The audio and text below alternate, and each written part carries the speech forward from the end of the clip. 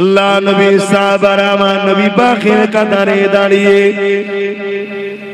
এই জমিন থেকে অন্যায়কে মিটাবার জন্য, ন্যায়কে প্রতিষ্ঠিত করার জন্য, মিথ্যাকে মিটাবার জন্য, সত্যকে প্রতিষ্ঠিত করার জন্য, জালিমকে মিটাবার জন্য, মুসলিমদের মুখে হাসি ফোটাবার জন্য, এতিমদের অধিকার দিবার জন্য, খোদার্তদের অধিকার খানা দিবার জন্য এই জমিনের উপরে আমার নবী সাহাবারা নবী পাকের পিছনে দাঁড়িয়ে জালিমদের বিরুদ্ধে লড়াই করেছে, জালিমদের বিরুদ্ধে কথা বলেছে।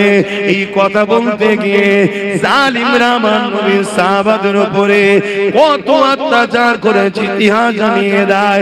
ইসলামের প্রথম যুগেতে, প্রথম সময়েতে সাহাবা হুজুরকে জোর করে শুইয়ে দিয়ে, গরম বালির উপরে শুইয়ে দিয়ে সাহাবাদের বুকের উপরে ভারী পাথর চাপিয়ে দিয়েছে। চাপিয়ে দিয়ে বলতে লেগেছে, মোহাম্মদ রসুলকে ছেড়ে দে, তার আদর্শকে ছেড়ে দে, তার রাস্তাকে ছেড়ে দে, তার মিশনকে ছেড়ে দে।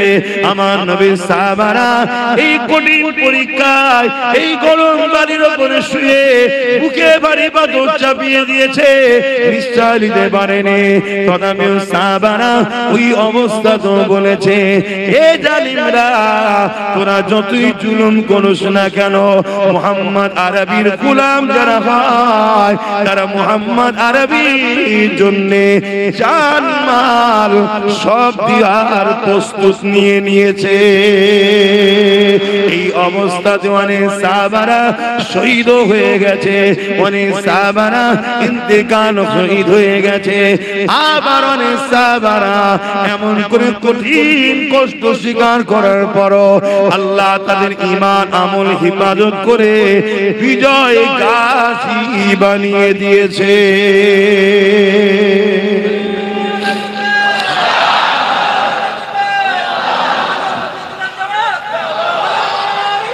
আল্লাহু আকবার।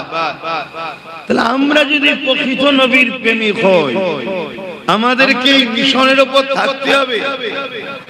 আমার নবীর নাম লিখাতে উত্তরপ্রদেশের কানপুরের জালিম হুকুমাতদের কষ্ট হলো কেন? কারণটা তো বুঝতে হবে। কারণ এটাই, মুহাম্মদ সাল্লাল্লাহু আলাইহি ওয়াসাল্লাম এমন একটা নাম, যে নাম ইনসাফের, যে নাম ইনসানিয়াতের, যে নাম মানবতা, যে নাম অন্যায় মিটানো, যে নাম সন্ত্রাসকে মিটিয়ে সমাজে ন্যায় প্রতিষ্ঠিত করা, যে নাম গরিবদের অধিকার দেওয়া, যে নাম ক্ষুধার্ত মানুষকে খানা খাওয়ানো ব্যক্তির নাম, সেই নাম যদি থাকে, আমরা যে সন্ত্রাসের জুলুমের সমাজ ব্যবস্থা করছি, আতঙ্কের সমাজ ব্যবস্থা করছি, এই মুহাম্মদ রাসূলের নাম যদি না মুছা যায়, তাহলে মুহাম্মাদের দিকে যদি মানুষ চলে যায়, মুহাম্মদ সাল্লাল্লাহু আলাইহি ওয়াসাল্লামের সুন্নতে মানুষ যদি জেগে যায়, তাহলে সেদিন যেমন সেদিন যেমন আবু জেহেল উতবা সাইবার সন্ত্রাসী রাজত্ব শেষ হয়েছে, আমাদেরও সমাজ মিটে যাবে। এটাই তো ভয়, অন্য তো কিছু নয়। এটাই তো ভয়। আর এই ভয়ের জন্যই তো আজ মুসলিম সমাজের যুবককে ঘুম পড়িয়ে রাখা হয়েছে, নেশা দিয়ে, নারী দিয়ে, লোভ দিয়ে, মদ দিয়ে, শিক্ষাকে কেড়ে নিয়ে বড় প্ল্যান মাফিক আমাদেরকে খারাপ করা হয়েছে। কেন? যাতে আমরা জেগে না থাকি। আমরা যদি জেগে যাই, তাহলে এই সমাজে আচ্ছা আচ্ছা ফেরাউনের ঘুম হারাম হয়ে যাবে। শুনছো তো আমার ভাইয়েরা? আর আমরা যখন উলামারা তোমাদেরকে ডাকি, আসো, তখন তারা তোমাদেরকে চেষ্টা করে আমাদের থেকে দূরে রাখা। আর এই দূরে রাখার জন্য তারাও কোনোভাবে যখন পারে না, তারা একটা 2 নম্বর উলামা টিম তৈরি করে। তারা তোমাদেরকে শুধু পুঁথিগত শিক্ষা দেবে, এমন শিক্ষা দেবে না যাতে তোমাদের চোখ ফুটে যায়, অন্যায় দেখলে না রুখে দাও। মনে রেখে দিও, দুটো হক, একটা আল্লাহর, একটা বান্দার। হকুল্লাহ আর হকুন নাস, মানুষের হক, আল্লাহর হক। আল্লাহর হকে যদি কেউ ভুল করে ফেলে, আল্লাহর হক যদি কেউ ছেড়ে দেয়, আল্লাহর হক যদি ঠিকভাবে করতে নাও পারে, আমার আল্লাহ বলছে আমার কাছে কাঁদ, তওবা কর, আমি গফুর ও গফফার মাফ করে দেব। জোরে বলুন সুবহানাল্লাহ। কিন্তু বান্দার হক, হকুন নাস যদি মারিস, আমি আল্লাহ মাফ করব না। যার হক মেরেছিস সে যদি মাফ না করে, সে যদি মাফ না করে। আজ দুনিয়াদার উলামা শুধু হকুল্লাহটাই শোনাচ্ছে, হকুন নাসটা শোনাচ্ছে না।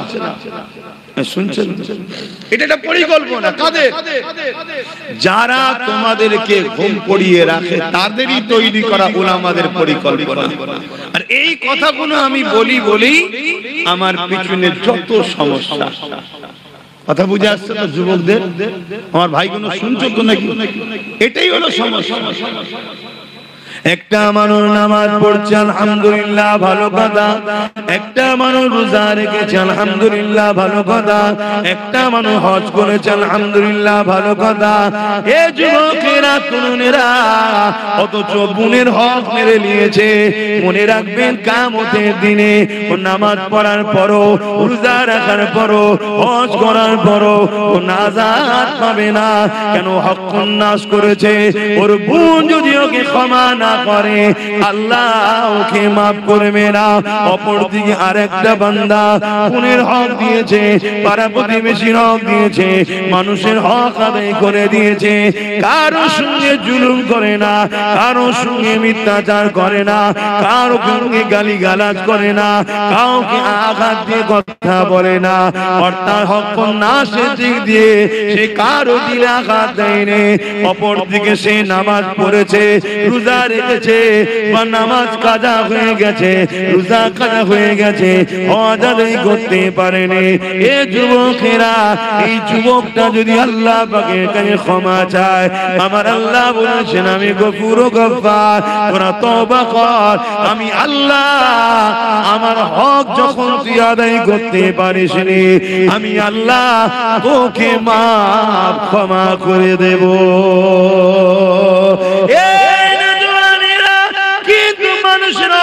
আমরা মেরে নি, আল্লাহ পাক ক্ষমা করবে না। শুধু এটা নয় গো, এই যুবকেরা, তরুণেরা, আল্লাহ নবী আরো জানিয়ে দিল, কেউ জালিম জুলুম করছে, কেউ অত্যাচার করছে, কেউ জালিম মানুষের উপরে অত্যাচার, খুন করছে, জুলুম করছে, মানুষকে পেরেশান রেখেছে। এরকম একটা ব্যক্তি জানার পরও কোন মুসলমান যদি তার সাথ দেয়, কোন মুসলমান যদি তাকে সহযোগিতা করে, আল্লাহ নবী জানিয়ে দিলেন ওই মুসলমানটা ইসলাম থেকে বেরিয়ে যাবে। জালিমের সহযোগিতা করে জালিমকে ক্ষমতায় আনা যাবে না। জালিমের সহযোগিতা করে, জালিমের সাথে জালিমকে তাকত ক্ষমতা দেওয়া যাবে না। আপনি জানার পরও যে ও জালিম, এই জানার পরও যদি আপনি ওর সাথ দেন, রাসূলুল্লাহর হাদিস মিশকাত শরীফ খুলে দেখলেন, আল্লাহ নবী জানিয়ে দিলেন ও ইসলাম থেকে বেরিয়ে যাবে। শুনছেন তো? এই কথাটা আমার কওমকে জানানো দরকার আছে না? না,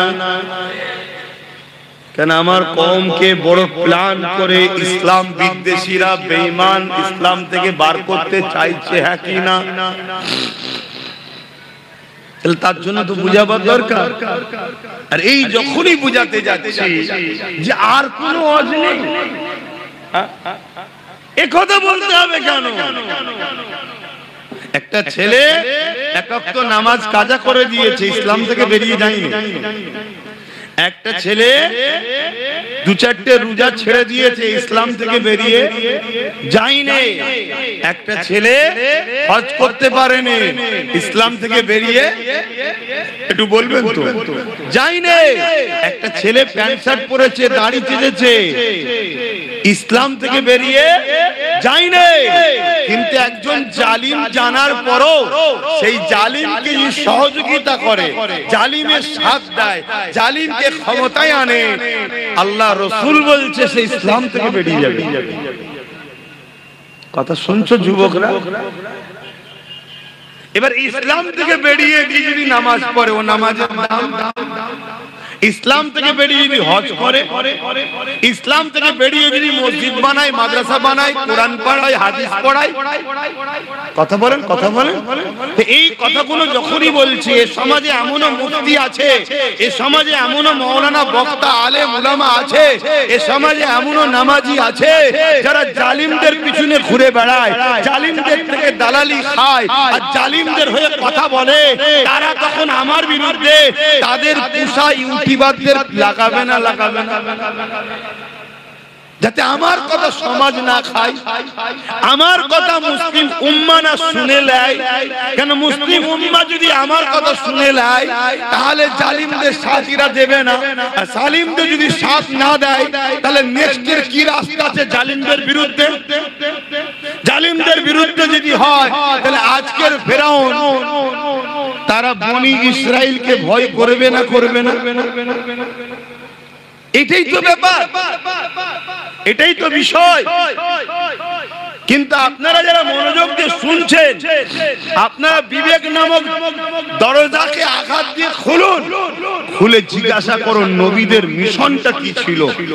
বেশি যত নবী এসেছে বেশিরভাগ নবীদের মিশন ছিল জালিম শাসকদের হাত থেকে আল্লাহর সৃষ্টিকে উদ্ধার করে শান্তি সমাজ প্রতিষ্ঠিত করে তাদেরকে শান্তি সমাজে বসবাস করার রাস্তা করে দেওয়া। জোরে বলুন সুবহানাল্লাহ। মাইক বাজছে না বলছে? আচ্ছা আচ্ছা ঠিক আছে, কথা শুনছেন তো আপনারা? আমার আলোচনায় অসুবিধা হচ্ছে? আমার বক্তব্য কিন্তু এটাই, কেউ নামাজ নিয়ে ওয়াজ করছে ভালো জিনিস, কেউ রোজা নিয়ে ওয়াজ করছে ভালো জিনিস, কেউ হজ নিয়ে ওয়াজ করছে ভালো জিনিস, কেউ যাকাত নিয়ে ওয়াজ করছে ভালো জিনিস, সবটাই তো শরীয়ত নাকি? ঠিক তেমনি কেউ কেউ তো ইনসাফের পক্ষে, ন্যায়ের পক্ষে জালিমদের বিরুদ্ধে ওয়াজ করা এ সমাজে দরকার আছে না? না, সেটাকেও ভালো না বলে তার পিছনে লাগাটা উচিত হচ্ছে না। কথা বুঝে আসছে তো নাকি? আলেম হজ করবে, নামাজ নিয়ে, রোজা নিয়ে, হজ নিয়ে, দাড়ি নিয়ে, টুপি নিয়ে, জুব্বা নিয়ে, পাগড়ি নিয়ে, এক একজন এক এক বিষয়ে হজ করবে, তো সবটাই তো ইসলাম। ঠিক তেমনি একজন যদি হজ করে যে বাবা অন্যায় দেখলে হাত দিয়ে রুখতে হবে, রাসূলুল্লাহর হাদিস। হাতে যদি রুখতে না পারো, মুখ দিয়ে অন্যায় প্রতিবাদ করো। যদি মুখে প্রতিবাদ করতে না পারো, ঘৃণা করে দূরে সরে যাও। এ যুবকেরা, আল্লাহ নবী বললেন ঘৃণা করে দূরে সরে গেলে এটা হলো ইমানের মধ্যে সব থেকে দুর্বল ইমান, অর্থাৎ ইমানের একদম নিম্ন শ্রেণীর স্তর। প্রথম নম্বর ইমান হলো অন্যায় দেখেছে, হাত দিয়ে প্রতিরোধ করেছে, কিন্তু হাতে ক্ষমতা নেই। দ্বিতীয় নম্বরের ইমান, তাকে মুখ দিয়ে প্রতিবাদ করেছে, এটা অন্যায়, এটা অন্যায়, মুখ দিয়ে প্রতিবাদ করেছে, কারো মুখে প্রতিবাদ করানো ক্ষমতা নাই। অন্তর থেকে ঘৃণা করে দূরে সরে গেছে। এই অন্তর থেকে ঘৃণা করে দূরে যে সরে গেছে, এরও মধ্যে ঈমান আছে, কিন্তু এ হলো বড় দুর্বল মাইন্ডের ঈমান, বড় দুর্বল কমজোর ঈমান। কিন্তু দুঃখের বিষয়, কিন্তু আমার নবীর উম্মত দাবি করে কোন মুসলমান যদি অন্যায় দেখে, হাতে রুখলো না, মুখ দিয়ে প্রতিবাদও করলো না, অন্তর থেকে ঘৃণাও করলো না, উপরন্তু সেই অন্যায়ের সঙ্গে সাথ দিল, অন্যায়কে সংগঠিত করার জন্য আরো সহযোগিতা করলো, অন্যায়ের পাশে দাঁড়িয়ে গেল। এই সমাজের মুখে যদি একটা মার্ডার হয়ে যায়, ওই মার্ডারে যে মেরেছে শুধু সে ধরা পড়ে না গো, ওই মার্ডারে তার সাথে যারা ছিল, ওই মার্ডারের জন্য যে যা শরীক হয়েছে, যে যা সহযোগিতা করেছে, এক এক করে সবাইকে ধরা হয়, সবাইকে শাস্তি দেওয়া হয়। দুনিয়ার নিজাম যদি এটা হয়, মহান স্রষ্টা রব্বুল আলামিনের নিজামটা কি? অন্যায় দেখলে হাত দিয়ে রোখো, হাতে রুখতে পারো না, মুখ দিয়ে প্রতিবাদ করো, মুখে প্রতিবাদ করতে পারো না, অন্তর থেকে তো কমসে কম ঘৃণা করে শুনে যাও। তুমি ঘৃণা না করে সেই অন্যায়কে সহযোগিতা করলে, অন্যায়কে করার জন্য সংগঠিত করার জন্য সাথ দিলে, এ যুবকেরা আল্লাহ নবীর হাদিস অনুযায়ী তোমার মধ্যে ঈমান বলে কিছু নাই। শুনছেন তো? ঈমান নাই। কেউ যদি কোনো গরিবের ঘর ভাঙে আর তুমি যদি তার হাত দিয়ে না রোখো, তাহলে তোমাকে মুখ দিয়ে প্রতিবাদ করতে হবে। মুখ যদি প্রতিবাদ করতে না পারো, অন্তর থেকে যারা অন্যায় করছে ঘৃণা করে দূরে সরে যাও। তা না করে যদি তুমি সেই গরিবের ঘর ভাঙছে যারা, তাদের সঙ্গে তোমরা যদি সাথ দাও, রাসূলুল্লাহর হাদিস অনুযায়ী তোমার মধ্যে ঈমান থাকতে পারে না। এখানে একটা গরিবের ঘর ভাঙলে যদি তার সহযোগিতা হয়, তুমি ইসলাম থেকে যদি বেরিয়ে যাও, ঈমান যদি না থাকতে পারে, তাহলে মনে রেখে দিও, যদি কেউ আমার আল্লাহর মসজিদকে ভাঙতে চায় আর তুমি হাত দিয়ে রুখলে না, মুখ দিয়ে প্রতিবাদও করলে না, অন্তর দিয়ে ঘৃণা করলে না তাদেরকে, উপরন্তু তাদেরকে সাপোর্ট করে আরো শক্তিশালী করলে, যাতে করে তারা মসজিদকে ভাঙতে পারে। এই যুবকেরা আল্লাহর ঘরকে যারা মিটাতে চায়, তারা তো অবশ্যই বেঈমান, জাহান্নামের কুকুর তারা হবেই হবে। তার সঙ্গে যারা সাথ দেবে, আল মারউ মা মান হাব্বা, দুনিয়ায় যে যার সঙ্গে থাকবে পরকালে তার সাথে থাকবে। এই যুবকেরা এইরকম একটা উদ্দেশ্য করে এই সমাজে একটা ওয়াজ করেছিলাম, ওই ওয়াজটাকে এখন কাটিং করে খুব ছড়াচ্ছে সমাজে।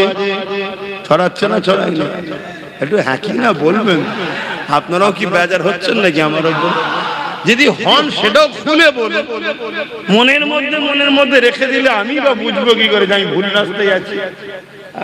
খুলে তো বলতে হবে যে আব্বাস সিদ্দিকী ভুল রাস্তায় আছে।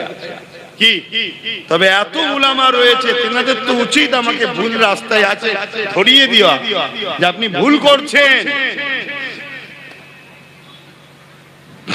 আপনি ভুল করছেন। কেউ যদি আপনাকে 500 টাকা দিয়ে আপনার কোরআনের বিরুদ্ধে কথা বলে, ওটা জায়েজ। আর কেউ যদি আপনাকে টাকা না দিয়ে মসজিদের বিরুদ্ধে কথা বলে, ওটা হারাম। এরকম যদি ফতোয়া থাকে একটু আমাকে বলেন, সেটা শুনি। কথা বুঝছেন? বুঝছেন না? বুঝছেন? এরকম কিছু ফতোয়া আছে নাকি? কেউ যদি আপনাকে 1000 টাকা করে মাসে দেয়, আর সে যদি বলে যে মাদ্রাসার মিড ডে মিলের খাবার কুকুরের বাচ্চাকে খাওয়াবো, তাও ভালো, মাদ্রাসার বাচ্চাদেরকে খাওয়াবো নি, এ কথা বলা জায়েজ কেন? 1000 টাকা দেয়। আর অন্য কেউ যদি বলে 1000 টাকা দেয়নি বলে যদি বলে রাস্তায় চলতে গিয়ে কুকুরের বাচ্চা গাড়ির তলায় এসে গেলে কি করব, সেটা না জায়েজ। এরকম ফতোয়া আছে নাকি? দুজনেই তো কুকুরের বাচ্চা বলে দিল। একজন বলল যে রাস্তায় চলতে গিয়ে গাড়ির তলায় যদি কুকুরের বাচ্চা এসে যায় কি করব? মনে পড়ছে কথাটা? কে বলেছিল মনে পড়ছে? আর আরেকজন কি বলছে যে মিড ডে মিলের খাবার রাস্তার পথচারী কুকুরের বাচ্চাকে দেবো, তো মাদ্রাসার বাচ্চাদের দেবো না। তাহলে মাদ্রাসার বাচ্চা কি পথচারী কুকুরের বাচ্চার থেকেও খারাপ? তাহলে আমাদেরকে যারা কুকুরের বাচ্চার থেকে খারাপ ভাবে আর তাদের পিছনে যদি আমরা ঘুরে বেড়াই, তাহলে আমাদের জন্য বিপদ আসবে না? আসবে না? যেসব ভাইয়েরা আমার অজগুলোকে কেটে কেটে মিথ্যাচার করছো, এই সত্য খবরটা তোমরা জাতির কাছে করে দিচ্ছ না তো? কি ব্যাপার? কিছু ভাড়া পাচ্ছেন নাকি আপনারা? কথা বুঝছেন না? বোঝেন? এইটার বিরোধী করা দরকার আছে না? না। কেউ যদি কোনো মুসলমান নিজেকে মনে করে যে আমি কুকুর, আমার বাচ্চা কুকুরের বাচ্চা, সে বিরোধী না করে আলাদা ব্যাপার। কথা শুনতে কোন মুসলিম ঘরে যদি এমন ছেলে জন্ম নেয়, দেখা যাবে সে নিজেকে কুকুর মনে করছে, তার বাচ্চাকে সে নিজে কুকুরের বাচ্চাই মনে করে। সে যদি এই কথাটার প্রতিবাদ না করে সেটা তার বিষয়, কিন্তু আমি আব্বাস সিদ্দিকী আমি মনে করি এই জমিনের উপরে খায়রুল উম্মাহ, একটা আমরা আশরাফুল মখলুকাত, আবার নবীর উম্মত হওয়ার জন্য শ্রেষ্ঠ উম্মত আমরা। অতএব এত বড় গালি দিবার অধিকার কে দিয়েছে তাকে? এত বড় কথা বলবে, তাহলে এর প্রতিবাদের দরকার আছে না? না, এই প্রতিবাদটা একটা হুজুর হিসাবে, উলামা হিসাবে আমার করার রাইট নাই। অসুবিধা হচ্ছে আব্বাজানদের, বাপেরা, নওজওয়ানেরা, তরুণেরা, এ নবী পাকের প্রেমিকেরা, রাসূলুল্লাহ যদি প্রকৃত প্রেমিক হও, ইতিহাসের পাতা তোমাকে আমাকে কি সাক্ষী দেয় জানতে হবে। তারিখে হাদিসগুলো খুলে দেখো, আল্লাহ নবী, নবী দয়ার নবী সাহাবাদের উপরে কেন এত জুলুম হয়েছিল, কি জন্য এত জুলুম হয়েছিল? নামাজ পড়ার জন্য না, না না, রোজা রাখার জন্য না, না না, হজ করার জন্য না, না না, এই জন্য জুলুম হয়েছিল। যারা জালিম ছিল তাদের জুলুমের বিরুদ্ধে আল্লাহ নবী সোচ্চার হয়েছিল। এই জমিনে জালিমরা নারীদেরকে জ্যান্ত জ্যান্ত পুঁতে দিত। আল্লাহ নবী বলেছিল, এ দুনিয়ার জালিমেরা নারীদেরকে জ্যান্ত পুঁতাটা বন্ধ করো। কেন তাদেরকে জ্যান্ত পুঁতে দিতেছ? তারা তো মায়ের জাত, মহান স্রষ্টা তাদেরকেও বানিয়েছে, তিনি পুত্র সন্তানও বানিয়েছে। এই কন্যা কারো স্ত্রী হবে, আর পুত্র সন্তান কারো স্বামী হবে। এদের সংসারের বিনিময়ে দুনিয়া জমিনে তো মানুষ জাতির বিকাশ ঘটবে। এ যুবকেরা, তারা আজ আমার রাসূলুল্লাহর বিরুদ্ধে তখন করলো, ওই বিরোধী সেদিন থেকে চলতে চলতে চলতে চলতে আজ 2025 সালে আজকের দিনও কিছু এজিদ, কিছু ফেরাউন রয়েছে যারা আমার নবীকে পায়নি, নবীর ইসলামের শানে মিথ্যাচার করছে, নবীর ইসলামের শানে আঘাত দিচ্ছে, যারা নিজেদের নারীদের হক দিতে পারে না, যারা নিজেরা নারীদেরকে নিরাপত্তা দিতে পারে না, নিজেরা নারীদেরকে রেপের হাত থেকে বাঁচাতে পারে না, কিন্তু তারা আজকে ইসলামের গায়ে দাগ লাগাচ্ছে। ইসলামে নাকি রেপ করাটা কোনো খারাপ কাজ নয়। বলুন নাউযুবিল্লাহ। এই কথা আপনারা শুনেছেন না শোনেননি? কে বলেছে? কোথায় বাড়ি? উত্তর 24 পরগনা জেলার ব্যারাকপুর ভাটপাড়ার। ভুল বললাম? এর বিরুদ্ধে কোন আন্দোলন হয়েছে? এর বিরুদ্ধে কেস হয়েছে? কে অ্যারেস্ট করেছে? কেন অ্যারেস্ট করবে? যাদের হাতে ক্ষমতা তাদেরও দিলের ধারণা ইসলাম মিটাও। এ প্রকাশ্য দুশ্মন, এ বন্ধু সেজে দুশ্মন। শুনছেন তো নাকি? আর পাওয়ার তো আমরা দিয়ে রেখেছি জালিমদের হাতে। কথাটা কি কষ্ট হলো? আমার ইসলামে কি রেপ করা পাপ না? রেপের শাস্তি নেই? কি শাস্তি? গলা বন্ধ পুঁতে দিয়ে পাথর মারতে মারতে মেরে ফেলে, এক কথা মৃত্যুদণ্ড। যারা এ কথা বলছে তারা রেপের শাস্তি দেয়। এখন সে বর্তমান বিজেপিতে আছে, আগে ছিল টিএমসিতে, কালকে কোথায় থাকবে বোঝা মুশকিল। বর্তমানটা ধরেই বলছি, মণিপুরে উলঙ্গ নারীদেরকে নিয়ে ঘোরানো হচ্ছে, নারীদের ইজ্জত নষ্ট করা হচ্ছে। বিজেপি সরকার সেখানে নারীদের অধিকার দিতে, জোরে বলো। উত্তরপ্রদেশে নারীদের উপরে অত্যাচার হচ্ছে না হয়নি? নারীদের অধিকার দিতে। তোরা জাহেল, নিজেরাই নারীদের অধিকার দিতে পারিসনি, তোরা আবার ইসলামের বিরুদ্ধে কলম চালাচ্ছিস কি করে? কোন শক্তিতে? ওদের হাতে রাজ পাওয়ার। গতকালকে আবার ঘোটালা করে পুরো তো একদম লাফ মেরে উঠে গেল। বুঝছেন তো নাকি? সব ওদের হাতে। এটা কথা বলবো। তোমরা তো সবাই অনেকে মনে করো রুখতে হবে রুখতে হবে, আমিও বলছি রুখতে হবে, কিন্তু রুখতে গিয়ে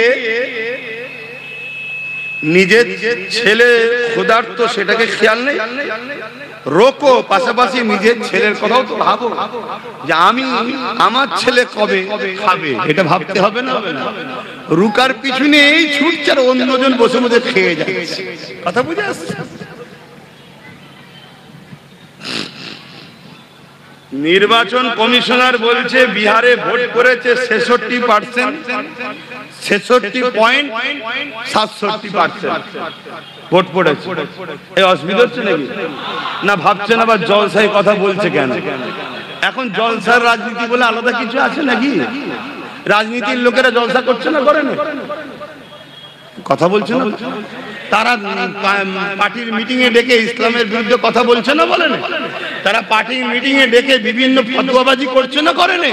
তা তুই যখন রাজনীতির ব্যানারে ধর্মের বিরুদ্ধে হাত দিয়েছিস, তখন আমরা উলামারা আমাদের ডিউটি এখন ধর্মের ব্যানারে দাঁড়িয়ে তোদের কলিজাতে এবার হাত দিতে হবে। হ্যাঁ ঠিক না বেঠে? কেন তোদের সাহস বেড়ে গেছে।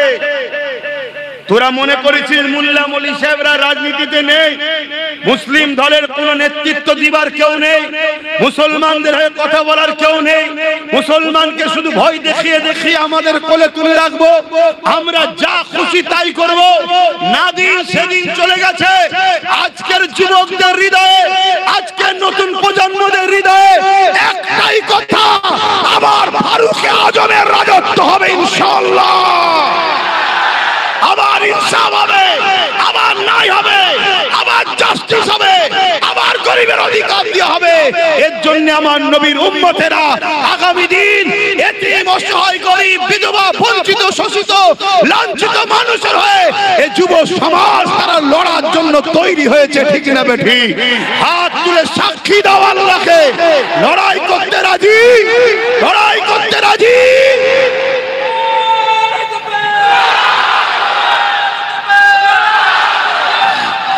ভাইরা আমার, আল্লাহু আকবার। তাহলে কমিশন বলছে বিহারে 66.67% ভোট পড়েছে।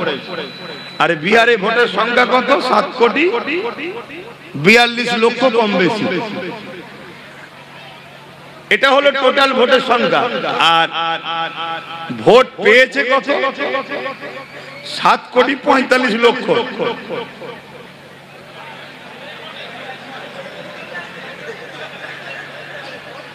100% ভোট পড়েনি, পড়েছে কত? 67% ভোট পড়েছে। তাহলে 1 কোটি থেকে 67 লক্ষ হয়, তাহলে 7 কোটি যদি হয় 6-7 কে 42, মানে রাউন্ড ফিগারে বলছি 5 কোটি লোক ভোট দিয়েছে। আর ভোট পেয়েছে কত? 7,45,00,000, মানে টোটাল ভোট হচ্ছে 7,42,00,000। 100% যদি ভোট পড়তো তাহলে 7,42,00,000 ভোটার ভোট পড়তো। সেই জায়গায় 67% ভোট পেয়েছে। তারপরও 1,42,00,000 থেকেও বেশি 7,45,00,000 ভোট পেয়েছে। যারা এরকম করে চুরি করে তাদেরকে তোমরা রুখবে কি করে? আমি কি বুঝাচ্ছি, বুঝছো? তাহলে রুখতে হবে, রোকো। রুকার পক্ষে 100 বার আমি সহমত, রুকার পক্ষে 100% সহমত। কিন্তু বাপ, রুখতে গিয়ে নিজেকে যেন বিলীন করে দিও না, নিজের অস্তিত্বটাকে বাঁচাও। আমার এটা বক্তব্য। কথা বুঝে আসছে না? না কেন কিভাবে ঘোটালা হচ্ছে বুঝতে পারছো? এই ঘোটালা সব জায়গাতেই হচ্ছে। এই কথাটা বিস্কানে বললাম, অসুবিধা হলো। এটা জুলুম না নাই? এটা জুলুম না? জুলুম নয়, কোনটা? জুলুম। এটা অন্যায়। যাক আসেন আবার ধর্মের আলোচনায় চলে আসি। আমার নবী পাকের সাহাবাদের উপরে জুলুমটা কেন হয়েছিল, অন্যায়ের বিরুদ্ধে কথা বলেছিল তিনারা, এতিমের পক্ষে কথা বলেছিল, মানবতার পক্ষে কথা বলেছিল, খোদার্থ মানুষের পক্ষে কথা বলেছিল, অসহায়ের পক্ষে কথা বলেছিল।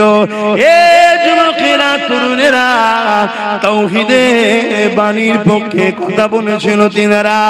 এই জন্য সাহাবা হুজুরদের উপরে জালিমরা বড় জুলুম করেছিল। কতটা জুলুম করেছে প্রথমেই বললাম। সাহাবা হুজুরদের পায়ে দড়ি বেঁধে, ওই ঘোড়ার পায়ে দড়ি বেঁধে দিয়েছে, ওই ঘোড়া দ্রুত ছুটতে লেগেছে। আর সাহাবা হুজুরদের মরুভূমির বাড়ির উপর দিয়ে টেনে টেনে নিয়ে যাচ্ছে, পিঠে চামড়াখানা ছিঁড়ে ছিঁড়ে কাঁধের কাছে জড়ো হয়ে যাচ্ছে, বালিকোনা কোনো পিঠেতে গেঁথে যাচ্ছে, রক্তাক্ত হতে লেগেছে। এ যুবকেরা, এরকম কষ্ট কি তোমাদের ওপরে হচ্ছে এখন? বলো বলো। কিন্তু আজ ঘুমাও, তোমার সন্তানদের উপরে এরকম জুলুম আসবে। আজ যদি তোমরা না জাগো, এখনো তোমরা এক মুঠো যদি হও, আল্লাহর জাত পাকের কসম করে বলছি, যার কুদরতিয়াতে আব্বাসের জাত রয়েছে, ইনশাআল্লাহ এমন একটা জমিন আমরা করে রেখে যাব, যদি ফসল আমরা না খেতে পারি, মাঠটাকে চাষযোগ্য করে যাব। আমাদের বাচ্চারা ওই জমিনে চাষ করে ফসল খেতে পারবে ইনশাআল্লাহ। এ যুবকেরা, ঘাবড়ে যেও না গো, আল্লাহকে ভয় করো। কোথায় কি হচ্ছে দেখে লাভ নাই। তোমার মনের মধ্যে একটাই কথা থাকবে, আমি আমার আল্লাহর খুশির জন্য হক কথা বলবো, আমি আমার আল্লাহর রাজির জন্য নাই কথা বলবো, সন্তানের ভবিষ্যতের জন্য আমি সত্য পথে চলবো, আমি নিজের কিছু মেহনত করে নিজেকে প্রতিষ্ঠিত করব। কেননা পরের দোকানের কর্মচারী করা, পরের অফিসে চাকরি করা, যে কোনো দিন আমায় বার করে দেবে। আর যদিও আমি ওখানে চাকরি করি, ওই চাকরির মাইনে বাড়তে বাড়তে বাড়তে শেষ জীবন পর্যন্ত যদি 50,000 1 লাখ টাকাও হয়, কিন্তু আমার পরে ওই জায়গাতে আমার ছেলে কিন্তু আর চান্স নাও পেতে পারে। আর আমি মেহনত করে ছোট্ট যদি একটা গুমটিও করে দিতে পারি, আজ আমার পরে ওই জায়গাতে আমার ছেলে কিন্তু মালিক হয়ে বসবে। এ যুবকেরা, তরুণেরা, ছেলে যদি চেষ্টা করে এক দোকান থেকে 10টা দোকান বাড়াতে পারবে। তাই বলে দিয়ে যায় আমার রাসূলুল্লাহ যেমন আমাদেরকে নামাজের কথা বলেছে, রোজার কথা বলেছে, হজের কথা বলেছে, দাড়ি টুপির কথা বলেছে, মানবতার কথা বলেছে, ইনসাফের কথা বলেছে, ইনসানিয়াতের কথা বলেছে, গরিব প্রেমের কথা বলেছে, খোদার্থদের খানা খাবার কথা বলেছে, ঠিক তেমন নবী আমার সাহাবাদের ধরে ধরে হাতে হাতে বিজনেস করার পলিসি, তারা কি হবার পলিসি আমার নবী শিখিয়েছে। আর পাশাপাশি জমিনের উপরে মাথা তুলে বেঁচে থাকার জন্য পাওয়ার রাজ ক্ষমতার কথাও শিখিয়েছে। আরো জোরে বলুন সুবহান।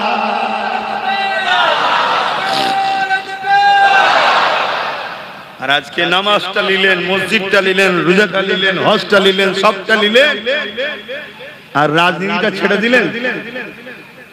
এটা তোমরা করো। আজকে ওরা করছে শুধু একা, আর আজকে আইন করছে ওয়াকাফ, কালা কানুন, মসজিদ ভাঙবো, মাদ্রাসা ভাঙবো, কবরস্থান ভাঙবো, ঈদগাহ ভাঙবো, কাদগা ভাঙবো। অলরেডি ভাঙছে। কোন পাওয়ারে ভাঙছে? যেটাকে ছেড়ে দিয়েছি আমরা।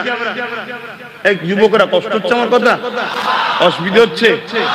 যেই হুজুরটাকে খালি খামাই নিয়ে এসছি, বাপ ঠিকই বলেছি, যদি মনে হয় খালি খামাই নিয়ে এসছি, পরের বার থেকে আনলেও তোরা আল্লাহ কারে এসিস নি বাপ। যদি আমাকে খারাপ লাগে, তুই তোর কাতারে থাক না বাপ, আমি আমার কাতারে থাকি নাকি? যার ভালো লাগবে 10 জনের যদি ভালো লাগে আমার কথা শুনবে, লোক বলবে 10 জন নিয়ে আপনি তাহলে কি করবেন? আমি কি করবো আমি জানি না তো। আমি চেষ্টা করব, ফয়সালা তো আমার নয়, ফয়সালা তো আল্লাহ। এই কথা বুঝছেন না? বুঝেন না? এই তো সবাই মিলে এত চেষ্টা করলো, ভোট রয়েছে 7,42,00,000, পড়েছে কত? 7,45,00,000। কথা বুঝে আসছে না? তা আমার হলো চেষ্টা করা কাজ, ফয়সালা কি হবে ওটা আমার দেখার দায়িত্ব, ওটা তো আল্লাহ জানে। হযরত ইব্রাহিম আলাইহিস সালামকে নমরুদ যখন আগুনে ফেলে দিল, ওই সময় বিশাল আগুন জ্বলতে লেগেছে। আমি জানি না তোমাদের কবিলা কি নামটা কত বড়, কবিলা না কবিলা, কবিলা কতটা বড় আমি জানি না।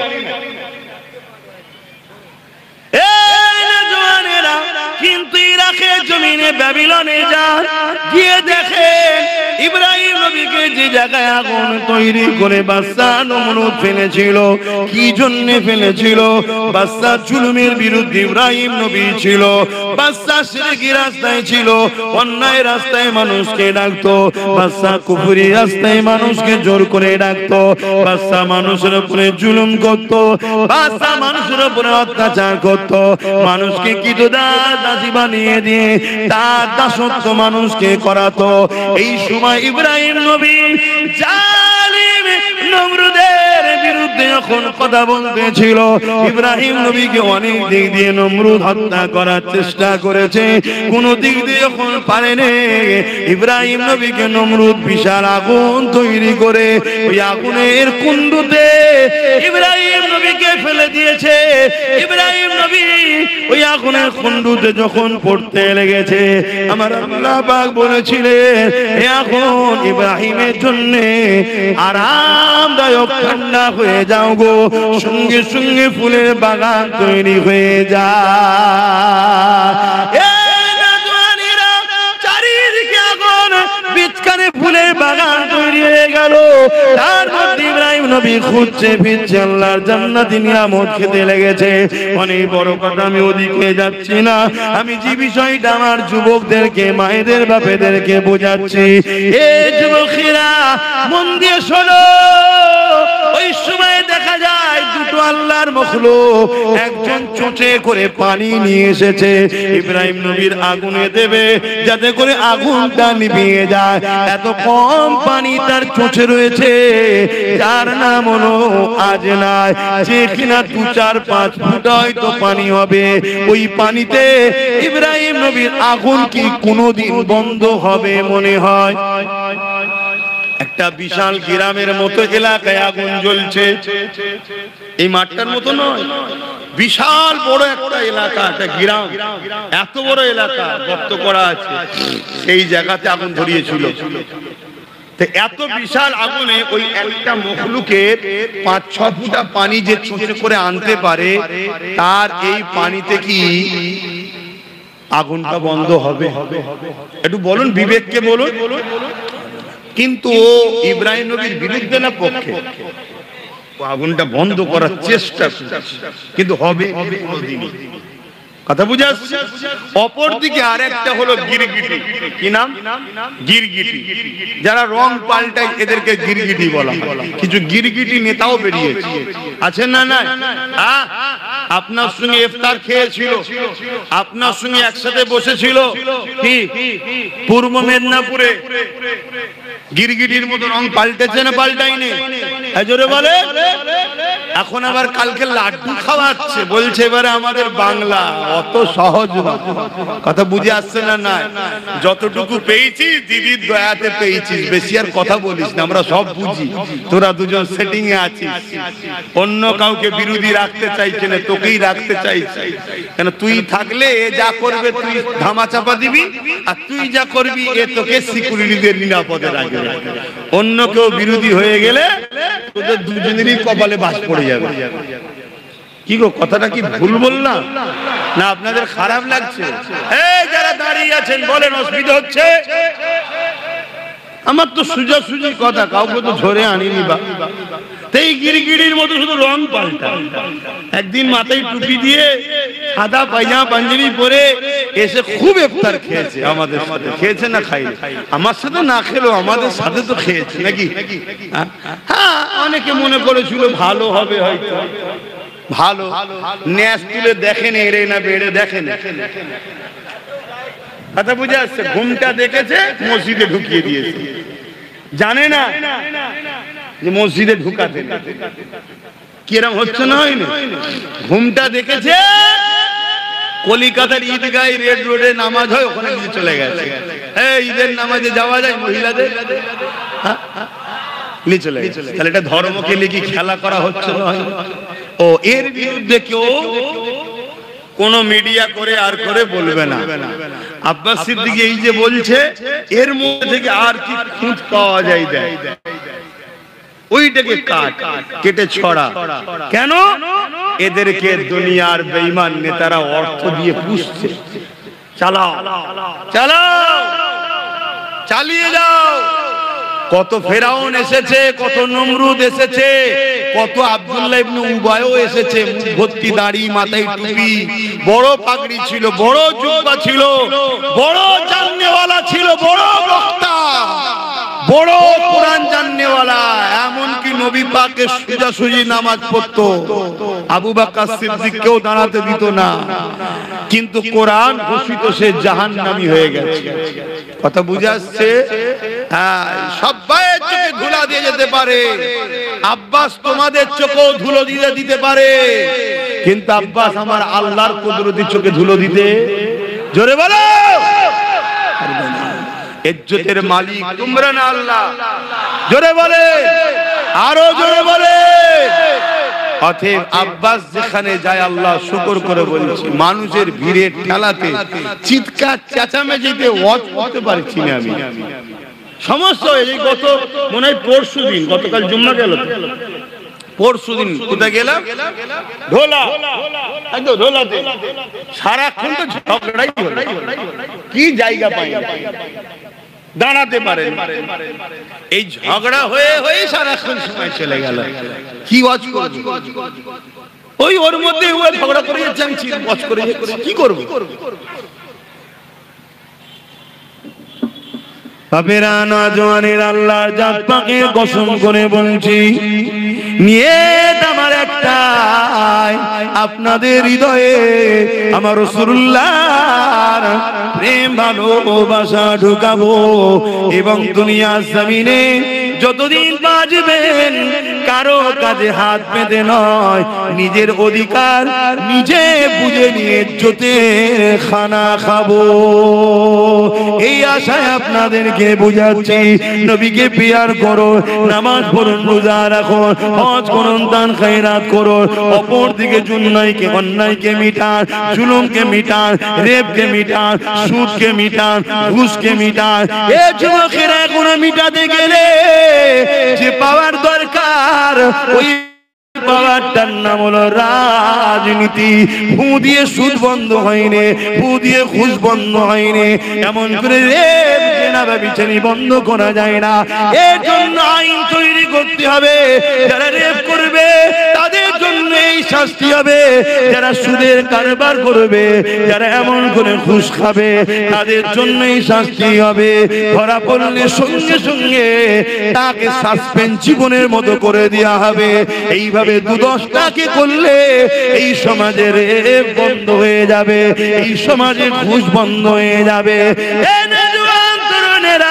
আজকের দিনে সবচেয়ে মারাত্মক ভয়ানক জিনিস যেটা মানুষকে কুরে কুরে খাচ্ছে নেশা নেশা নেশা এই নেশাকে বন্ধ করা দরকার সেই নেশাটা মদ হতে পারে সেই নেশাটা গাঁজা হতে পারে সেই নেশাটা অন্য কিছু হতে পারে কিন্তু দুঃখের বিষয় বলতে হয় আজকে সরকার যখন মদের ডিলার সরকার যখন মদ বিক্রিতে নম্বর 1 হয়ে গর্ব করে সেই সমাজে মাতালকে কখনো রুখা সম্ভব নয় এই মদের কারণে ক্রাইম হচ্ছে এই মদের কারণে নারীরা ডিভোর্স হচ্ছে এই মদের কারণে অ্যাক্সিডেন্ট হচ্ছে এই মদের কারণে আজ আমার তিলক তোমা বোনটা রেপ হয়ে গেল এই মদের কারণে আজ তামান্নাকে বোম মেরে মেরে দেওয়া হলো এই মদ এত খতরনাক জিনিস এই মদকে বন্ধ করা এটা আমাদের দায়িত্ব আছে না না তরুণেরা এই মদকে বন্ধ করবেন কি করে? মুসলিম সমাজ যাতে মদে আসক্ত হয়, গভর্নমেন্ট কি করছে শোনেন, মুসলমান এলাকা দেখে দেখে মদের লাইসেন্স দিচ্ছে। ফুরফুরা শরীফে চলে যান, ঢুকার 4-5টা রাস্তা আছে, প্রতিটা রাস্তার ঢুকার মুখে মুখে মুখে মুখে একটা করে মদের দোকানের লাইসেন্স দিয়েছে, সেখানে মদের বিক্রি হচ্ছে। চলে যান একটা পবিত্র তীর্থভূমি, ভারতবর্ষের দ্বিতীয় বৃহত্তম তীর্থভূমি, যে ধর্মে ইসলামে মদকে হারাম করা হয়েছে, সেই ধর্মের স্থানের ঢুকার মুখে মুখে মুখে মুখে মদের লাইসেন্স দিয়ে দিয়েছে। আপনারাও মুসলমান এলাকা কোনো খেয়াল করে দেখবেন, আমার কথা মিলার, মুসলিম এলাকায় মদের দোকান হচ্ছে, মুসলিম এলাকায় ফাংশন হচ্ছে, মুসলিম এলাকায় জুয়ার আড্ডা বসছে, মুসলিম এলাকায় নাচের আড্ডা বসছে, মুসলিম এলাকায় এমন করে সুদের কারবারের ব্যবস্থা তৈরি হচ্ছে। কেন করা হচ্ছে? সরকার জানে, সরকারের পিছনে অনেক মৌলানা রয়েছে যারা সরকারকে বুদ্ধি দিচ্ছে, এদেরকে মিটাতে গেলে এদেরকে আল্লাহ থেকে সরাতে হবে, এদেরকে রাসূলের থেকে সরাতে হবে। সরাতে গেলে ডাইরেক্ট যদি বলেন আপনাকে বক্সিং মেরে নাক ফাটিয়ে দেবে, ওটা করবেন না। এদেরকে মদে ঢুকিয়ে দেন, এদেরকে গানে ঢুকিয়ে দেন, এদেরকে ফাংশনে ঢুকিয়ে দেন, এদেরকে সুদে ঢুকিয়ে দেন, এদেরকে লোনে ঢুকিয়ে দেন। একদিকে এদেরকে গরিব বানান, অপরদিকে এদেরকে অল্প পয়সায় লোন দেন। যখনই সুদ নেবে, কাবার সঙ্গে মায়ের সঙ্গে জিনা করার সমান পাপ হবে, তখন এরা আল্লাহ রাসূলের থেকে সরে যাবে। আল্লাহ রাসূলের দয়া মায়া যখন এদের থেকে সরে যাবে, তখন এদেরকে যখন আপনারা কতল করবেন, আল্লাহ সাহায্য করবে না, বদরের মতো এরা জিততে পারবে না। এ আমার জাতি, এ আমার কওম, তোমাদেরকে মেরে ফেলার প্ল্যান চলছে। তোমাদেরকে আল্লাহ রাসূল থেকে প্রথম সরাবে, তারপরে তোমাদের ঈমানকে লুটবে, তারপরে তোমাদেরকে কতলেআম করবে। তোমাদের কোনো সাহায্যকারী তোমরা পাবে না। যতগুলো মুসলিম নেতা দেখছো, এরা একটা কেউ কথা বলে না, এরা একটা কেউ জবান খোলে না, এরা শুধু যে হুজুর যে হুজুর যে হুজুর করে নিজের গদিটা টিকিয়ে রাখার জন্য। এই রকম একটা জায়গায় দাঁড়িয়ে আজ যখন দাদা পীরের 4র্থ প্রজন্ম হয়ে আমি জানকে বাজি লাগিয়ে আজ যখন আমার সমাজকে জাগায়, আজ যখন আমার সমাজকে বুঝায়, আজ যখন সমাজকে ভাবাতে লেগেছি, ওরে আমার সমাজ রে, তোর সরকার তোকে আল্লাহ ও রাসূলের থেকে সরাবার কি পরিকল্পনা করেছে দেখ। এক তো সরকারের কাজ নয় মসজিদ মন্দির করা, ট্যাক্সের পয়সায় দিঘাতে মন্দির করলো, যা তা ধর্ম যা পারছে করগে যা। আবার ওই মন্দিরের প্রসাদ রেশনের দ্বারা তোদেরকে খাইয়ে বেঈমান বানাবার প্ল্যান তোদের সরকার তৈরি করছে। এরা তোদেরকে মিটাতে চায়। তোদের অন্তরে ঈমান থাকলে, তোদের পেটে হালাল খাদ্য গেলে, আজকের এই ফেরাউনরা জানে এরা কখনো বিজয় লাভ করতে পারবে না। হতে পারে পুলিশ ওদের দিকে, হতে পারে মিলিটারি ওদের দিকে, হতে পারে সেনামন্ত্রী ওদের দিকে, কিন্তু আমাদের যদি ঈমান থাকে, আল্লাহ সাহায্য যখন আসবে, এক মুঈনুদ্দিন ভারতে কামিয়াবি হয়েছে। আরো জোরে বলুন সুবহানাল্লাহ।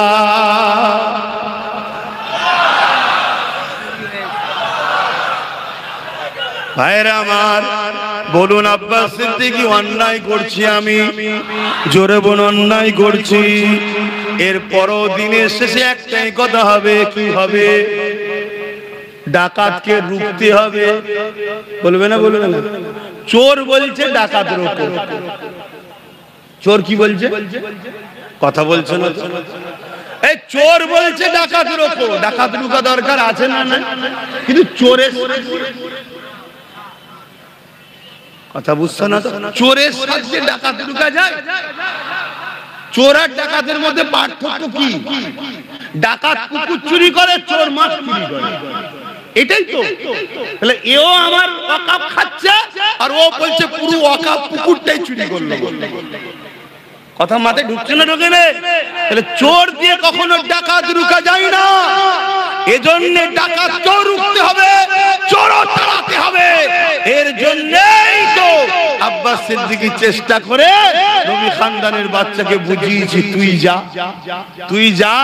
সে তো বলছে আপনি তো বেশ ভালো লাইনে আছেন, আর আমাকে চারিদিকে কত ঠেলা ঠুলি, ঝগড়া ফাসাদ, গালি গালাজের মধ্যে জড়াতে হচ্ছে, আর আপনি যাচ্ছেন হজ করছেন, আবার ঘরে এসে ঘুমোচ্ছেন নিশ্চিন্তায়। আর আমি রাত দুটোই ফোন করছে, ভাইজান আমার এখানে ধরে ফেলেছে, আবার আমাকে পুলিশকে ফোন করতে হচ্ছে। তুই বেশি নেকির কাজ করছিস, চুপ কর, কথা বলেছিনি, যে লাইনে ঢুকে গেছে ওখানে থাক। বুঝতে পারছেন না, পারেন না? তাহলে বলুন আপনাদের উচিত তো আমার ভাইটা সাথ দেওয়া দরকার আছে না? আল্লাহকে সাক্ষী রেখে বলুন দরকার আছে না? না, লম্বা করে হাত তুলুন। ডায়ে বায়ে কে হাত তোলেন একটু দেখেন তো, কে হাত তোলেন একটু দেখবেন শুধু ভাই, হাত নাবা। যে হাত তোলেন সে আমার দুশ্মনও নয় আর বন্ধুও নয়, তার জন্য দোয়া করি আল্লাহ তাকেও আমাদের সাথী করুক। বলুন আল্লাহুম্মা আমিন। আজকে একটা যদি এত কিছু করতে পারে, তার সাথে যদি আরো গোটা 30-40 থাকে, আমাদের উপকার না লস? জোরে বলুন। এবারে কেউ যদি মনে করে যে তুমি বলছো তাহলে আমরাই তো রুখবো না, তোমরা যদি সত্যি রুখতে চাও, সত্যি যদি রুখতে চাও, তাহলে আসো না একসাথে রুখি। কথা বুঝছেন না? আসুন একসাথে রুখি। না না, একসাথে নয়। কেন একসাথে নয়? বলতে একসাথে যদি রাত্রিরে ঘরের পাহারা দেয়, তোমার লোক আমার লোক থাকে, তা রাত্রিরে যখন ডাকাত ঢুকবে, আমি যে দরজা খুলছিলাম তুই তো খুলতে দিবি না। শুনছেন না? শুনুন না, একসাথে হলো অসুবিধা কি আছে? এই অসুবিধা আছে? ডাকাত যদি রুখতে চাও, তা পাহারাটা দুজন মিলে দিলে হয় না? না, তোকে নিয়ে যাবে না। কেন রে? না, আমি একা পাহারা দেবো। তুই তো 15 বছর পাহারা দিয়ে সব ডাকাত ঢুকিয়েই ফেললি। কথা বুঝছেন না? বোঝেন না? আর একটা কথা হলো, যদি কারো কোনো ভুল ফটো বেরিয়ে পড়ে, কারো কোনো ভুল যদি বেরিয়ে পড়ে, ধরেন আমি চুরি করেছি, ধরা পড়ে গেছি, আমি কি জোরে চিল্লাতে পারবো যার কাছে প্রুফ আছে? জোরে বলে। তা চোরের রিপোর্ট তো ডাকাতের কাছে আছে, আছে না? না, চোরের রিপোর্ট ডাকাতের কাছে আছে না? না, ডাকাত এখন উপরে বসে আছে, চোরকে বলছে বেশি বললে রিপোর্ট আছে ভরে দেবো, অতএব আমি যা বলছি শোন, আমার মতো চলবি, তোকে বেঁচেও রাখবো, আমিও খাবো, তুইও খাবি। ডাকাত আর চোরে মিটে সেটিং এ কাজ হচ্ছে না? হয় না? একটু আওয়াজ দিয়ে বলবেন হচ্ছে না? হয় না? শত শেষ কথা বলে যাচ্ছি, সময় কম। যদি কেউ মসজিদ মাদ্রাসা মিটাবে বলে, তাকে সাপোর্ট করা যাবে। আর কেউ যদি বলে উন্নয়ন শেষ হবে না, কোরআন শেষ হয়ে যাবে, তাকে সাপোর্ট করা চলবে। যদি কেউ কোরআনের বিরুদ্ধে কথা বলে, তাকে সাপোর্ট করলে ঈমান থাকবে। কোরআন মানে না আলাদা কথা, দেশটা সবার। শুনছেন তো নাকি? আমরা নেতাজিকে ভালোবাসি না, গান্ধীকে ভালোবাসি না? কেন? তারা আমার ধর্ম মানে না, ভুল ঠিক সে জবাব স্রষ্টার কাছে দেবে, কিন্তু আমার ধর্মের বিরুদ্ধে তো বলবে। ঠিক না বেটি? তুমি মানবে না মানবে তোমার কাছে, কিন্তু বিরোধী করার অধিকার কে দিল? কথা বুঝে আসছে? এজন্য আমি এক জায়গায় একটা কথা বলেছিলাম যে কেন্দ্র সরকারকে ভোট দিলে ঈমান চলে যাবে, রাজ্য সরকারকেও ভোট দিলে ঈমান চলে যাবে। পুরোটা দেয়নি, শুধু কেটে একটুখানি দিয়েছে। শুনছেন তো নাকি? এরপরে আমি কি বলেছি? এরপরে বলেছি যদি রাজ্য সরকার মনে করে যে কোরআন শেষে বলাটা আমার ভুল হয়েছে এবং দিল্লি চলে যাও বলাটা ভুল হয়েছে, যদি ক্ষমা চাই, তাহলে আমি এর বিরুদ্ধে আর বলবো। এরপরে বলেছি, সেটাও দেয়নি, শুধু দিয়েছে রাজ্য সরকারকে ভোট দিয়ে হারাম বলেছে আব্বাস সিদ্দিকী। শুনছেন? আবার একটা বুজুর্গ লোকের বক্তব্য আমার সঙ্গে সেটিং করেছে, করে বলছে একজন বুজুর্গ বলছে দিয়া যাবে, আরেকজন বলছে দিয়া যাবে না। বুজুর্গ বলেছে মসজিদে দান করো। বুজুর্গ কি বলেছে? মসজিদে দান করো। দান করতে হবে না? হবে না। কিন্তু কাল যদি মসজিদটা দখল করে কেউ পার্টি অফিস করে দেয়, ওখানে কি বুজুর্গ বলছে দান করো? তাহলে এখনকার কথা তখনকার কথা তুই জুড়ছিস কেন? ও তো আগে বলেছে, তখন তো আমিও বলেছিলাম যে চলো এ যখন বলছে দেখা যাক, ঠিক না বেটি? কিন্তু ওরে বাবা, তোর মুখোশ সরে গিয়ে এখন অরিজিনাল মুখ বেরোচ্ছে। অরিজিনাল মুখ বেরোচ্ছে কি? কোরআন শেষ হয়ে যাবে, আমার উন্নতি শেষ হবে না। কোন মুসলমান যদি একে ভোট দেয় ঈমান তার থাকবে না। শুনছেন তো নাকি? এ যদি ক্ষমা চেয়ে আলাদা কথা, ক্ষমা চেয়ে আলাদা কথা। আমি আবার বললাম যে আমার ওটা বলা ভুল হয়েছিল, দিল্লি চলে যাওয়া বলাটা ভুল হয়েছে, দুর্গাপুরে মাদ্রাসা ভাঙাটা ভুল হয়েছে। জানেন তো নাকি রাজ্য সরকার দুর্গাপুরে মাদ্রাসা ভেঙেছে? জানেন? এগুলো আমার ভুল হয়েছে, আলাদা কথা। কথা শুনছেন না শোনেন না? কিন্তু তুমি মাদ্রাসা ভাঙবে আমার ভোট নিয়ে, তুমি কোরআন শেষে বলবে আমার ভোট নিয়ে, তুমি কুকুরের বাচ্চার সঙ্গে মুসলমানের বাচ্চাকে আরো নিকৃষ্ট করবে আমার ভোট নিয়ে, মনে রেখে দিও কোন ঈমানদার তোমাকে আর সাথ দিতে পারে না। কিন্তু ওই সকল লোক সাথ দিতে পারে। কারবালার মাঠে তো আমাদের দেখা আছে, ইমাম হোসাইনের পক্ষে এসে দাঁড়ায়নি, এজিদের পক্ষে দাঁড়িয়েছিল 13,000 আলেম উলামা হাফেজ ছিল, মুফতি মৌলানা হাফেজ 13,000 ছিল। 25,000-এর মধ্যে 25,000-ই মুসলমান ছিল হোসাইন হুজুরের বিরুদ্ধে। তার মধ্যে 13,000 ছিল কি আলেম, হাফেজ, মুফতি। কেন? সামান্য অর্থ, সামান্য পদের জন্য। এই রকম যারা আজকের দিনও আছে, গাদ্দার, মুনাফিক, মুসলিম সুরাতে বেঈমান, কাফের, মুনাফিক, ইসলামের দুশমন, যেমন ইমাম হোসাইনের দুশমন ছিল, আজকে সেই হোসাইনের দিন নানা দিনের দুশমন যারা আছে, তারা হয়তো তোমায় সাথ দিলে দিতেও পারে। কিন্তু মনে রেখে দিও, আমরা হাসতে হাসতে মরা পছন্দ করব। মসজিদ মাদ্রাসাকে যারা মিটাতে চায় তাদের সঙ্গে আপোষ নয়। কোরআন যে শেষ হয়ে যাবে বলবে, সে যদি ক্ষমা না চায় তার সঙ্গে আপোষ নয়। এ কথাই যারা একমত একটু হাত তুলে দেখাবেন, আল্লাহকে সাক্ষী রেখে হাত তুলবেন। আয় আল্লাহ, আমরা আপনার কোরআনের পক্ষে, মসজিদ মাদ্রাসার পক্ষে হাত তুলেছি। আপনি আমাদের ঈমানে তাকত দেন, এর উপরে মজবুত থাকার তৌফিক দেন। আমিন আমিন আমিন সুম্মা আমিন। নারে তাকবীর, নারে তাকবীর, লব্বাইক লব্বাইক লব্বাইক লব্বাইক, নারে তাকবীর। যদি কোন মুসলমান হাত না তোলে তার সামনে আমার একটাই কথা, সে আমাদের কেউ নয়, দুশমনও নয়, আর বন্ধুও নয়। কথা বুঝে আসছে? শেষ কথা বলে যাচ্ছি, এখন সময় কম, আজান নামাজ পড়তে হবে, তাই আমি আর কথা বাড়াচ্ছি না। আমার পরে আরো আছে, আমার ভাই আছে তো, হ্যাঁ, আমার জুনায়েদ ভাই রয়েছে এবং বশিরের হুজুরের আওলাদও রয়েছেন, অতএব এবং পিননগর থেকে আবুল বাসার সাহেব আছেন, শরফুল আমিন সাহেব আছেন, আসবে সব। কি গো, আমি বাপ দোয়া এখনো করিনি, উঠে পড়লে কেন? আমি তো নামাজ পড়বো।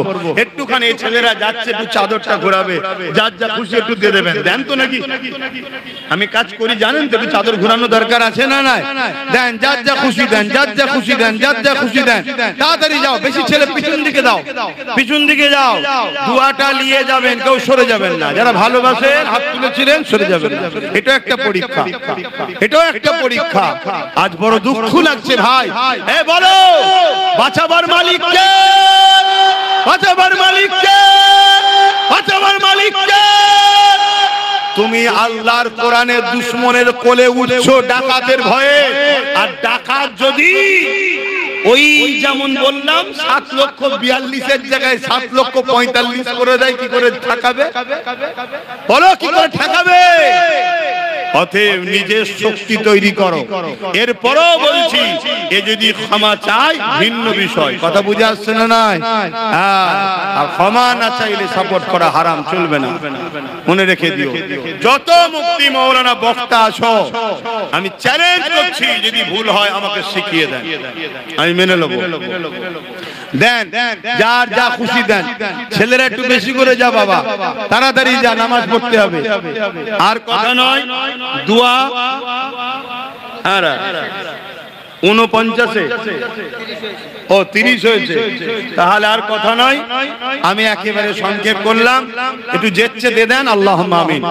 আয় আল্লাহ, আয় আল্লাহ, আয় আল্লাহ, আমি আপনার দ্বীনের জন্য দুটো কথা বলেছি। আল্লাহ, যদি আমার কথায় আপনি খুশি হয়ে যান, আল্লাহ আমার কথাকে আপনি কবুল করে নেন। আল্লাহ, আল্লাহ আমার এই ভাইগুলো জান মাল ঈমান ইজ্জত হিফাজত করেন। আয় আল্লাহ, এদেরকে মেরে ফেলার চক্রান্ত চলছে, আল্লাহ এদেরকে বিপদে ফেলার চক্রান্ত চলছে, থেকে হিফাজত করেন, ছোট ছোট বাচ্চাগুলোর নসিব বড় করেন। আল্লাহ আমার কওমে জন্ম নিয়েছে, আমরা যদি এদের কথা না ভাবি আল্লাহ এদের সঙ্গে বড় জুলুম করে যাব। হে আল্লাহ এই কওমকে নিজের পায়ে দাঁড়াবার তৌফিক দেন, নামাজি মুত্তাকি হাজী গাজী বানান, দিদারে কাবা দিদারে মদিনা শরীফ যাওয়ার তৌফিক দেন। যারা ভুল বুঝে ইদিক উদিক আছেন, আলেম ওলামা মুফতি মাওলানা সাধারণ মুসলিম মানুষ সবাইকে এক হওয়ার তৌফিক দেন আল্লাহ। হে আল্লাহ হাবিবের খাতির রহমত করে দয়া করে দ্বীনের মাহফিলে আল্লাহ এই মাহফিলকে আপনি কবুল করে নেন। আপনি বলেছেন রব্বানা আতিনা ফিদ দুনিয়া হাসানাত ওয়া ফিল আখিরাতি হাসানাত ওয়া কিনা আযাবান নার। দুনিয়ার ভালাইয়ের কথাও বলেছেন, ভালাই তো এমনি এমনি দেন না, ভালাইয়ের জন্য চেষ্টা করতে হয়। এই ভালাইয়ের রাস্তাও এদেরকে দেখালাম, আখিরাতের কল্যাণ নবীর প্রেম আদব মর্যাদার রাস্তাও দেখিয়েছি আল্লাহ, এবং জাহান্নাম থেকে বাঁচার তৌফিক আপনি আমাদের দান করবেন। আমিন আমিন আমিন। বারহাক লা ইলাহা ইল্লাল্লাহু মুহাম্মাদুর রাসূলুল্লাহ।